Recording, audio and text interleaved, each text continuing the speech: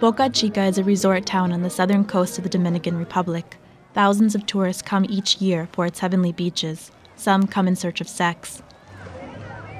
Many of the prostitutes who sell their bodies here are minors, and increasingly they're Haitian. After the January earthquake in Haiti, a growing number of young women who lost everything in their homeland began seeking a future here. So many have come in recent months that some young Dominican prostitutes told the Nuevo Herald that their Haitian competitors will soon outnumber them.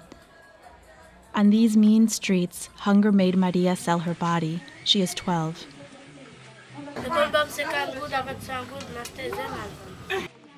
Maria crossed the border in February with her cousins, who are 13 and 10 years old. A hustler, as human traffickers are called here, helped them cross into the Dominican Republic. She says the price was her virginity.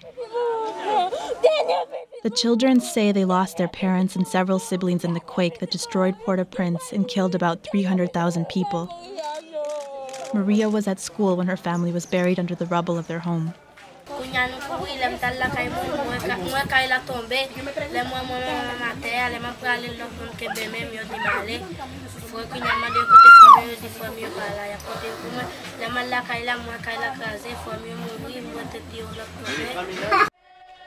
Since the earthquake, an average of 1,000 Haitian children like Maria and her cousins leave the country illegally each month in the hands of traffickers.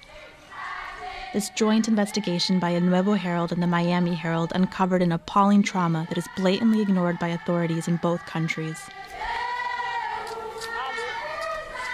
Most children are smuggled in the northern region of the island, where the Masacre River marks the border between Haiti and the Dominican Republic. Soldiers and immigration officials from both countries watch the area. So do United Nations Blue Helmets.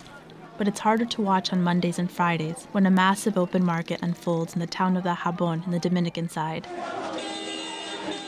It's attended by thousands of merchants from both countries, and it's in this chaos that traffickers can slip the children through.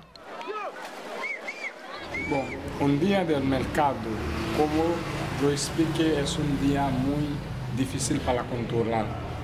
Cada día puede tener más o menos 20 a 30 personas que cruzan la frontera para ir en viaje ilegal en República Dominicana.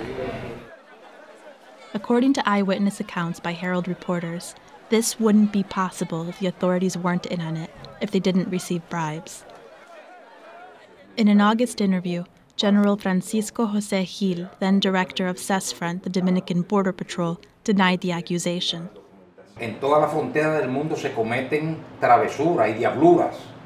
Y nosotros con mucha responsabilidad, cuando un militar comete una travesura, pues se le aplican los reglamentos internos institucionales. Pero les voy a decir algo, yo voy a cumplir un año frente al CESFRONT y no he tenido que mandar a la justicia ordinaria ningún miembro del CESFRONT.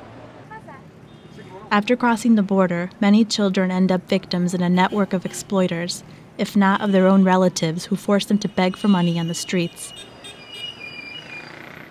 At the end of each day, they must surrender what they've collected in exchange for food or a place to sleep. Some children follow the hustlers into the Dominican Republic for the promise of a better life and work, like 12-year-old Whistling. Hustlers raped her 13-year-old friend and made Whistling beg at a street crossing. She immediately realized she'd fallen into a trap. After a few months and with the help of a Haitian woman, she returned to Haiti to live with her mother.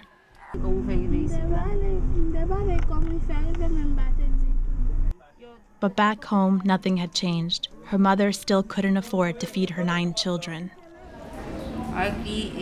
Whistling wound up in the Haitian border town of Guanamin at a shelter for children who were victimized by traffickers. Since the quake, the nuns who run the shelter have been overwhelmed with work. Después del terremoto, la policía de Haití nos ha dicho que un niño haitiano vale 20,000 pesos y para adopción o para entregarlo a alguien, y 200,000 pesos para tráfico de órganos. Yo acá en el norte no se ha descubierto que esa característica, pero sí hemos descubierto que es para llevarlas a pedir o para llevarlas a hacer otras cosas que son indebidas, porque no van de sus hogares. A report this year by the U.S. State Department concluded that the Dominican government is not making significant efforts to prevent the trafficking of minors. For these children, it's a challenge to simply survive. In August, Maria found a place where she and her cousins could sleep. No, ellos duermen ahí en el suelo. ¿En dónde? Ahí ellos duermen, ahí encima de la ropa, ahí yo le doy una sábana a ellos, se quedan ahí ellos tres. No tengo fuerza, no tengo ayuda. Viola Mateo, who owns this home, says she's doing the 3 children a favor, but that she can't give them more. Maria and her cousins still spend their days on the streets. She no longer prostitutes herself, but sells hard-boiled eggs with her cousins. When they're lucky, they sell 30 of the 5-cent eggs and make enough for a single meal to share.